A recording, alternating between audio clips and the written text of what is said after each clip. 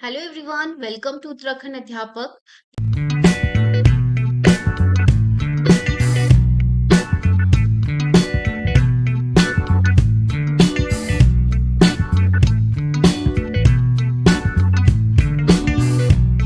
Previous year questions of 2023 UTET first paper के आज हम सॉल्व करेंगे। आज हमारा तीसरा पार्ट है, तो चलिए देखते हैं questions.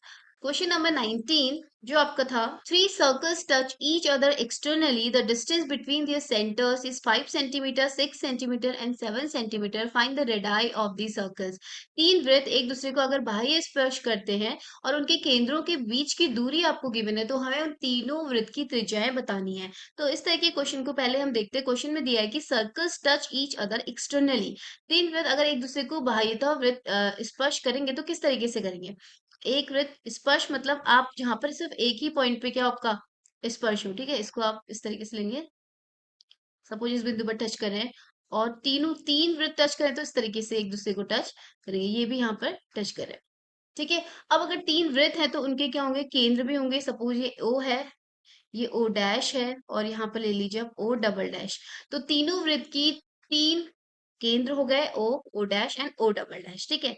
Now given is the distance between their centres, तीनों के सेंटर्स के बीच की डिस्टेंस दी है, मतलब ओ और ओ डैश की डिस्टेंस जो है उसे आप ले लो 5 सेंटीमीटर, ठीक है। ये हो गई 5 सेंटीमीटर। ओ और ओ डबल डैश के आप ले लो 7 सेंटीमीटर और ओ डबल डैश के आप 6 ले लो। मतलब आपने तीन वृत्त इस तरीके से बनाया, उनके बीच के सेंटर्स के बीच की दूरी आपको दे रखी है 5, 6 और 7 सेंटीमीटर। हमें इनकी रेडाई बतानी है। अब ध्यान से आप देखेंगे, अगर अगर आप सिर्फ ओ केंद्र वाला वृत्त देखें, ये वाला वृत्त देखें, तो इसका जो त्रिज्या होगा वो इतना हिस्सा होगा, यहां से लेके यहां तक, ये नहीं होगा, ठीक है, इतना। तो ये इसको मान लेते हैं एक्स, ठीक है। ये त्रिज्या है तो ये भी इस वृत्त की त्रिज्या होगी, तो ये एक्स मान लेते हैं। ये एक्स होगा तो ये भी क्या होगा, एक्स होगा, ठीक है। ऐसे ही अगर ये वाला हिस्सा ओ डैश वाले वृत्त की त्रिज्या को वाई मान लेते हैं, तो ये भी क्या होगा, वाई होगा और ये भी क्या होगा, आपका वाई होगा। ऐसे ही ओ डबल डैश वाले की जो त्रिज्या है उसको मान लेते हैं, ओ डबल डैश वाले की त्रिज्या को मानते हैं जेड और ये भी होगा जेड, ठीक है। अब आप अगर ध्यान से देखेंगे तो यहाँ पर ओ ओ ओ डैश ये क्या है, एक्स प्लस वाई है, क्योंकि ये ना यहाँ पर टच करोगे एक दूसरे को, उस पॉइंट से हम लेंगे, ठीक है। तो ओ ओ डैश जो है वो क्या है, 5 सेंटीमीटर है, तो इसको आप लिख सकते हो एक्स प्लस वाई। देखो ये एक्स है और ये वाई है, दोनों मिलके ओ ओ डैश बना रहे हैं। तो यहाँ से हमारे पास इक्वेशन आ गई X plus Y equal to 5। ऐसे आप ये वाली लाइन देखोगे तो एक्स प्लस जेड जो हो जाएगा वो हो जाएगा 7 सेंटीमीटर, और तीसरा आपका हो जाएगा, ये वाली लाइन आप देखोगे तो हो जाएगा y plus z equal to हो जाएगा 6 centimetre.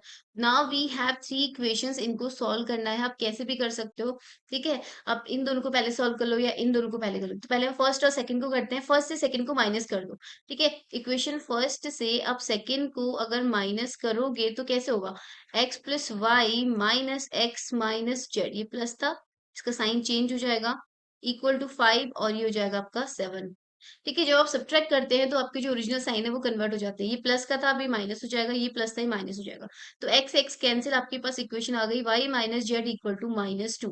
This is equation 4।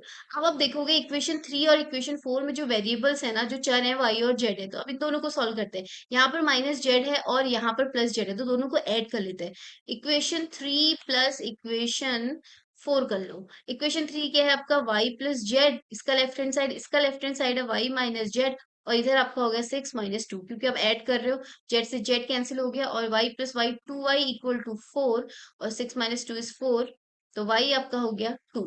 y अगर 2 होगा, अब वापस रिवर्स जाते हैं, अगर y आपका 2 सेंटीमीटर आया, ठीक है, मतलब ये वाली त्रिज्या अगर 2 सेंटीमीटर आई, इस y का मान किसी भी इक्वेशन में रख लो, इक्वेशन 3 में आप रख लो, इक्वेशन 3 में 2 रखो y की जगह पे, तो क्या हो जाएगा, 2 प्लस जेड इक्वल टू 6, तो जेड इक्वल टू जाएगा 6 - 2 दैट इज 4 सेंटीमीटर, ठीक है। जेड 4 आ गया, y आपका क्या आ गया, 2 आ गया। अब किसी भी इक्वेशन में, इक्वेशन 1 और 2 में से किसी में भी आप वैल्यू रखेंगे, x भी निकल जाएगा। तो फ्रॉम 1 करते हैं, फ्रॉम 1 में क्या है, x प्लस वाई इज 5, तो यहाँ पे आप देखो x प्लस वाई, वाई की जगह 2 रख लेते हैं, तो x प्लस 2 इक्वल टू 5, तो यहाँ से x इक्वल टू आ जाएगा 3 सेंटीमीटर, मीटर।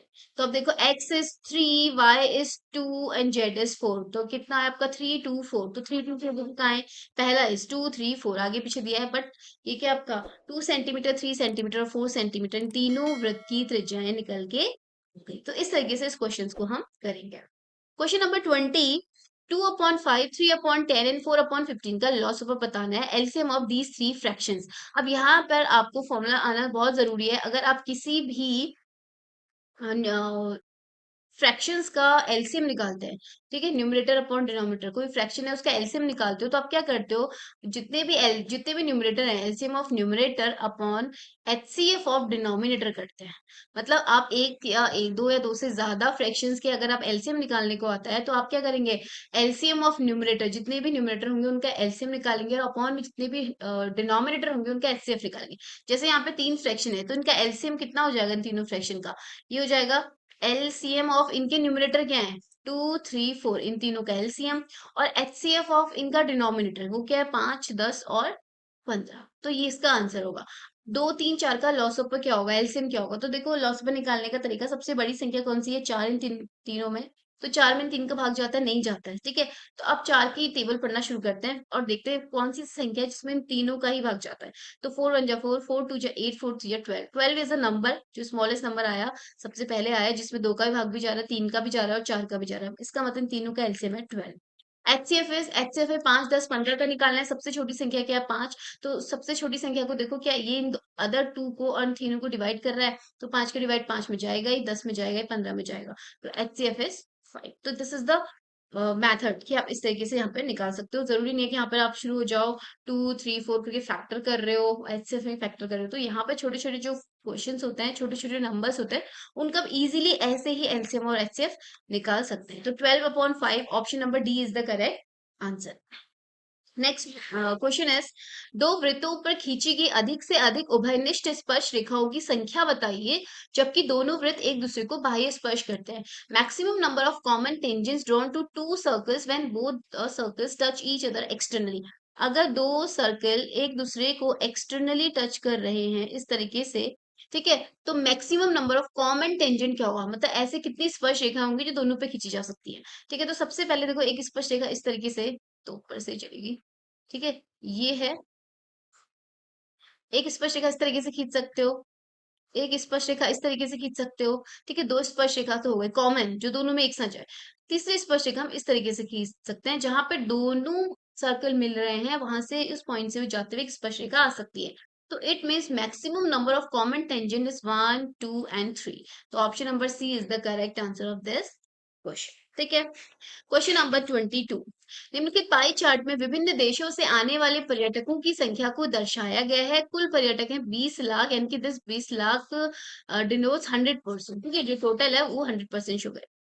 अब इस 20 लाख में से या 100% में से 40% जो है वो संयुक्त राज्य अमेरिका को दिखा रहा है, 10% ब्रिटेन को दिखा रहा है, 30% जापान को दिखा रहा है, और 20% जो है वो अन्य देश को दिखा रहा है। तो ये इसका पाई चार्ट है, ठीक है। अब आपको इस बेस पे क्वेश्चंस बताने हैं। फर्स्ट क्वेश्चन इज, संयुक्त राष्ट्र अमेरिका और जापान से आने वाले पर्यटकों की संख्या में कितना अंतर है, the difference between tourist numbers from USA and Japan is. अब देखो टोटल जो है ना वो फिक्स है, टोटल 20 लाख में से सब बटा हुआ है, ठीक है। तो यूएसए में नंबर ऑफ टूरिस्ट कितने हैं, परसेंट में आपको दे रखा है 40%। जापान से आने वाले टूरिस्ट हैं 30%, ठीक है। हमें इनका डिफरेंस बताना है। Now difference of these two is 40% minus 30%, तो दैट इज 10%। क्योंकि एक ही संख्या का 40% है और उसी संख्या का 30% है, तो उनका डिफरेंस भी हम डायरेक्टली निकाल सकते हैं। 40 माइनस 30 10%। अब हमें संख्या में बताना है ये, ठीक है। 10% हो गया, किसका 10% हो गया, 20 लाख का। तो 10% या 10% ऑफ 20 लाख, 20 लाख का 10% कितना होता है, 2 लाख। तो आपका आंसर कितना हो गया, option number A is the right answer. तो 20 लाख का 10% कितना होगा, 2 लाख, ठीक है। कैसे निकालते हैं, यहाँ पर 20 लाख लिखो अब, ठीक है, और उसका 10%, 10/100 करोगे, ये कटेगा और आपका क्या जाएगा, 2 लाख आपका आ जाएगा। इस तरीके से परसेंट निकालते हैं, ठीक है। तो 2 लाख आपका आंसर हो गया, the difference of USA and Japan. Next question इसी पाई चार्ट पे बेस्ड है कि if the number of tourist from UK यानी कि ब्रिटेन से आने वाले टूरिस्ट की संख्या अगर दोगुनी कर दिया जाए, डबल्स कर दिया जाए, while the total remains the same, और जबकि टोटल पर्यटकों की संख्या सेम है, ठीक है। Then the new angle extended by the tourist from UK will be, तो नया जो एंगल है, नया जो कोण है ब्रिटेन के पर्यटकों के लिए, नया कोण क्या बनेगा? ठीक है, यहाँ पे बोला कि new angle extended bye, angle कितना ज्यादा बनेगा, पहले वाले से कितना ज्यादा बनेगा ये बताना है। ठीक है, अब पहले ही हम ये देखेंगे कि डबल सब यूके से आने वाले टूरिस्ट हैं कितने। अगर आप पीछे देखोगे पाई चार्ट में तो ये लिखा है 10%, ठीक है, 10%। इफ इनको डबल कर दिया जाए, the tourist become double of, तो ये कितने हो जाएंगे? 2 into 10%, दैट इज 20%। अब 20% हो गए, पहले 10% थे, तो अब जो एंगल एक्सटेंड होगा वो जो इनका डिफरेंस है उतना ही होगा। नाउ एंगल जो कितना है ना, इसी में देखते हैं परसेंट में। तो नाउ इंक्रीज या इंक्रीज बोलो या एक्सटेंशन परसेंट या extended percent is equal to 20 - 10, that is 10%। इसका मतलब यूके में 10% से 20% हो गए टूरिस्ट, इसका मतलब 10% का एक्सटेंशन हो गया है। ठीक है, अब ये 10% का जो एक्सटेंशन है ना, ये कितना एंगल है ये हमें बताना है। अब ये एंगल कैसे निकालते हैं? तो angle, this 10% shows in angle, तो उसे कैसे दिखाएंगे? 10% ऑफ 360 डिग्री।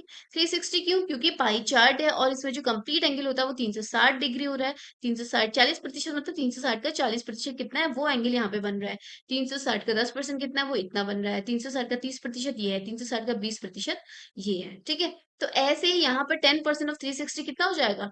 10/100 × 360, ये कट गया, ये कट गया, 36 डिग्री। इसका मतलब एक्सटेंशन कितना हो गया है, एंगल में कितने डिग्री की वृद्धि हो गई है? 36 डिग्री की हो गई है। पहले भी 36 डिग्री था, कैसे था पहले? क्योंकि पहले भी 10% था, तो वो 36 डिग्री को ही दिखा रहा होगा। अब 20% हो गया है, यानी कि 36 दूनी 72 डिग्री हो गया है। ठीक है, अगर वो पूछता कि अब नया कोण कितना है, तो 72 डिग्री होगा। लेकिन यहाँ पर ना हम इंग्लिश वाले को देखते हैं कि then the new angle extended by the tourist from UK will be, जो नया एंगल ना टूरिस्ट की तरह बढ़ाया गया वो कितना है? तो बढ़ाया कितना है? 36 डिग्री। ठीक है, 10% की बढ़ोतरी हुई है, तो बढ़ोतरी मतलब जितना बढ़ोतरी हुआ उतना ही एंगल भी बढ़ेगा, तो 36 डिग्री एंगल जो है वो बढ़ जाएगा। क्वेश्चन नंबर 24, 3 घंटियां 8:35 AM पर एक साथ बजना शुरू होती हैं। यदि वे क्रमशः प्रत्येक 12 सेकंड, 15 सेकंड व 18 सेकंड में दोबारा बजती हैं, तो कितनी बार फिर एक साथ बजेंगी? अगली बार वे एक साथ कब बजेंगी?